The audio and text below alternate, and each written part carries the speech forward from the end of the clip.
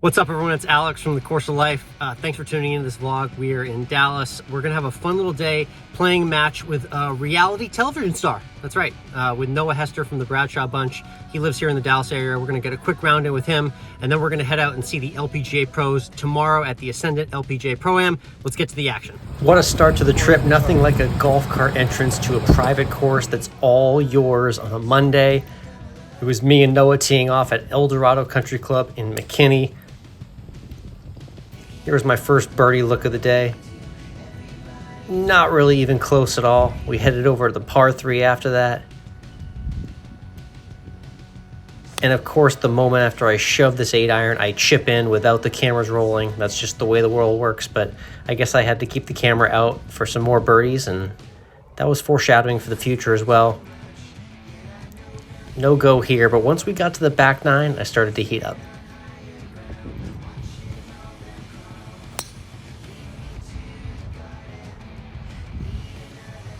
After that drive, I got a couple shots down the hill to about 5 feet and converted on birdie number 1 of the day. Let's go.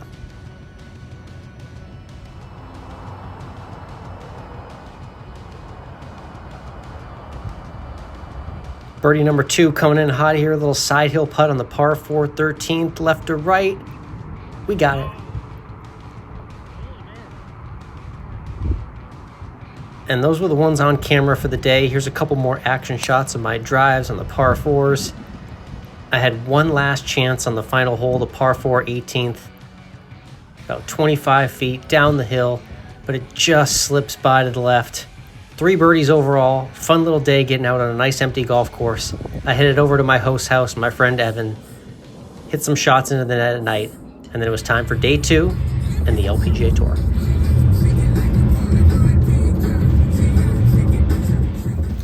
What's up, everyone? It's day 2 of the Dallas vlog. We're here at the Ascendant LPGA tournament.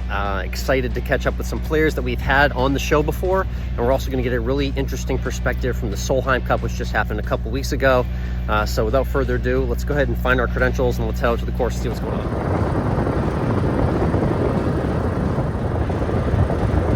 Nice drive up 18 on the right side here towards the clubhouse at Old American. Just a beautiful property, classic landscape, classic architecture here at the clubhouse. Always neat to check out the early week landscape and the build out for an LPGA event. First thing I did was head over to the putting green, watch some practice action, take a look at what the world's best are doing to prepare for a week of tournament action. There's the 18th green, some more putting shots, and the LPGA, a very worldwide tour. I love the way they show the flags of the different countries represented on hand each week.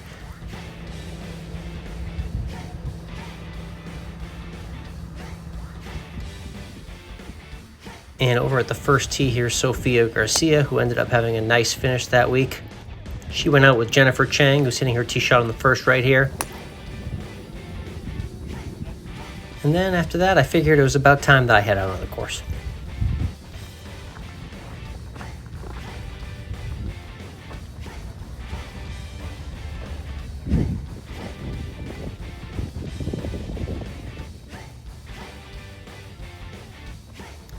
This is probably my favorite part of getting to a tournament when there's just nobody here on the course. It's closed to the public. I just get out, take a little walk out there, meet a new friend on the tour. LPGA is always the friendliest tour, so I always find someone out here who's practicing, and it's just a really neat spot to see the tour, the course, the tournament, kind of before the magic gets going, see what everything looks like. This is a beautiful lakeside golf course, so I'm about to show you a couple views of the water right now.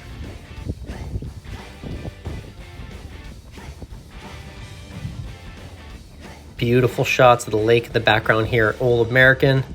I made my way towards the back half of the back 9. I figured I'd probably run into someone I might know or get to know. It was really cool to see the holes just empty in their own frame before the tournament week craziness began. Christy McPherson was doing a nice clinic for the veterans, the military. We absolutely salute their service and thank them for everything they do. It was really cool to see her giving her time to veterans on attendance for the tournament week. And then we found a friend, a fellow New Englander, and a Boston sports fan, Brittany Altamar. She was out there practicing. Here's her shots on the par 5, 17th. The driver, the rescue, the wedge, about 10 feet past. It was her and her dad working on their game. And we'll give her the birdie for that. She hits lots of putts to different pin locations that she'll be seeing throughout the rest of the week. And that's pretty much a majority of what these practice round looks like. There's not many approach shots or tee shots hit. There's a real big focus on chips and putts. There's Brittany's rescue into 18.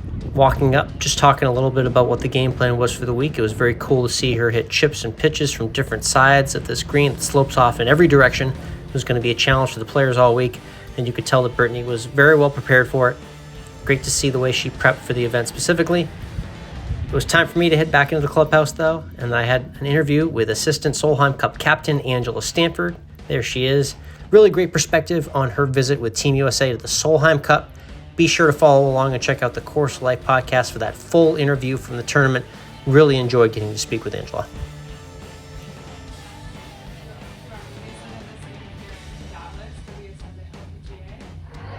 And we made our way back downstairs and back over to the driving range so we could check out some more players in action, getting their week going.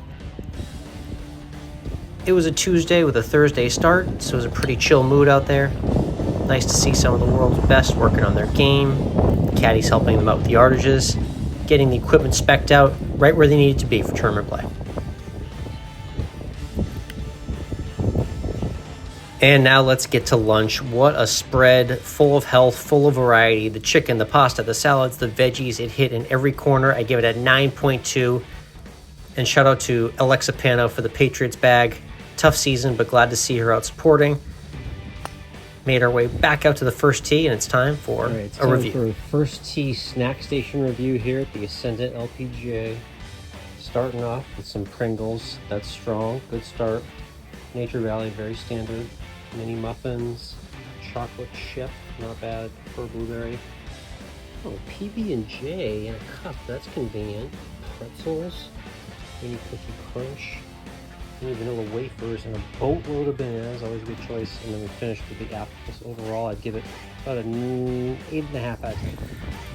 All right, that was an awesome lunch break. Now we're back out on the course. We're at the first tee, and we're gonna catch up with a couple groups for some past guests, see how their practice rounds go, get inside their brains as we get ready for the tournament week. Let's check it out. Past guest Annie Park here on the first tee. It was great to catch up with her and her caddy Scottie as they get ready. Here's some shots from hole number 1. We decided to follow her for the rest of the front 9, so enjoy the sights and sounds of Annie Park getting ready for the tournament.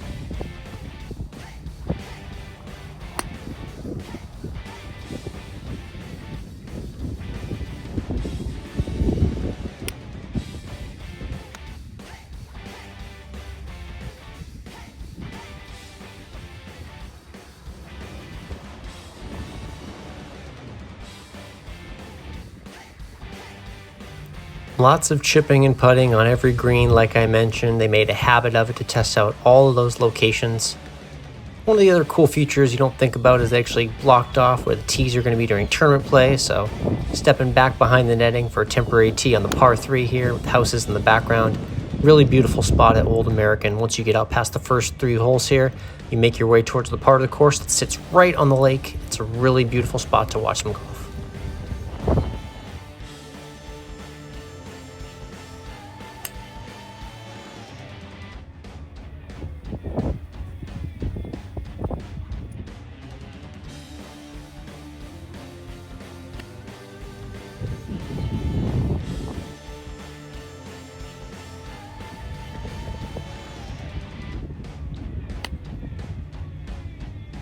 And that iron did just make it into the bunker. Good opportunity to practice out of the sand. Great recovery there from Annie, working on all parts of her game. It was really neat to see how they work through the course, learn the yardages, relearn the holes that are familiar to them, get more familiar with the unfamiliar holes, and hit it from all different spots of the course to get themselves ready for tournament play.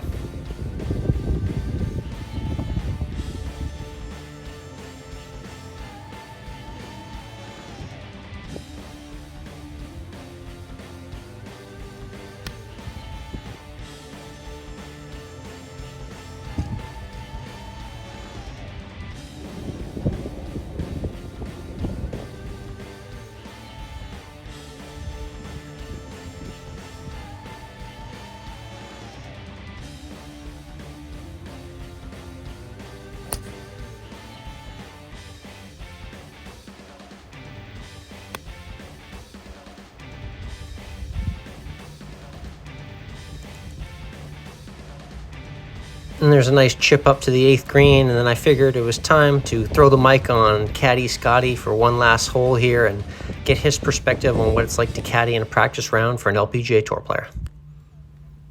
Yeah. What's up? I can't even play next week at TF. They're having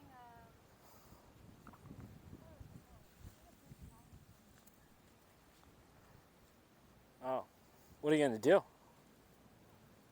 don't know what David's gonna do.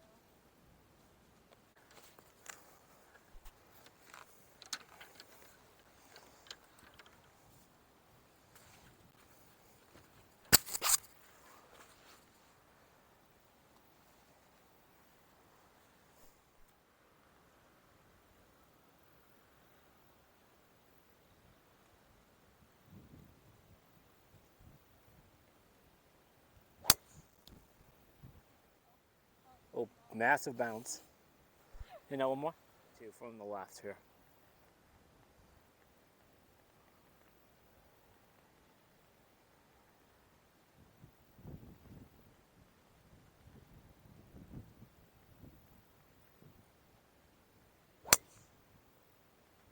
Should be it.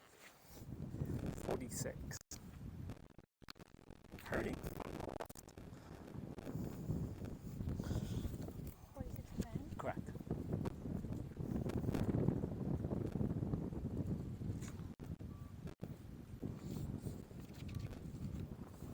Grip 6. I think it's that into. Okay.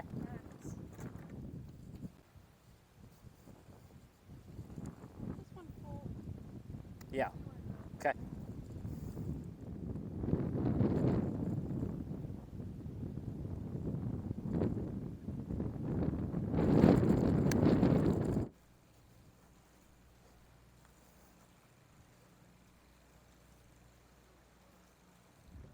All right, that was some really cool perspective with Annie there. Got to watch her play the entire front nine, kind of go through some putter decisions, and it was neat to hear some feedback from Scottie, the caddy there.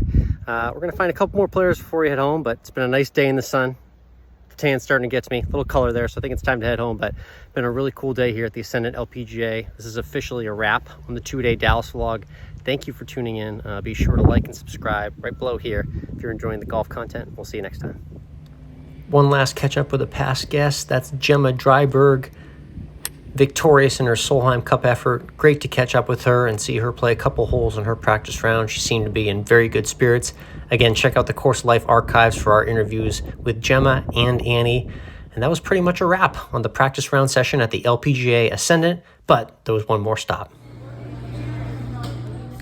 All right, I'm not sure how many people would have the energy after driving all the way down the state of Texas to do this, but I had to get to a Buccees Hall. This place blows my mind every single time. This is an Arnold Palmer fountain drink, 99 cents for a large. It's the double cheese curls. It's the animal crackers to give you the childhood vibe if we want to be healthy. There's also the unsweetened dried mango. That's one of my favorites. Nighttime snack, dark chocolate raisins. These look amazing. And then the entree for the night, we always try a new one, is the fried chicken sandwich. All of this for $20. I love Buccees forever. Thank you for tuning into the video. We'll see you next time.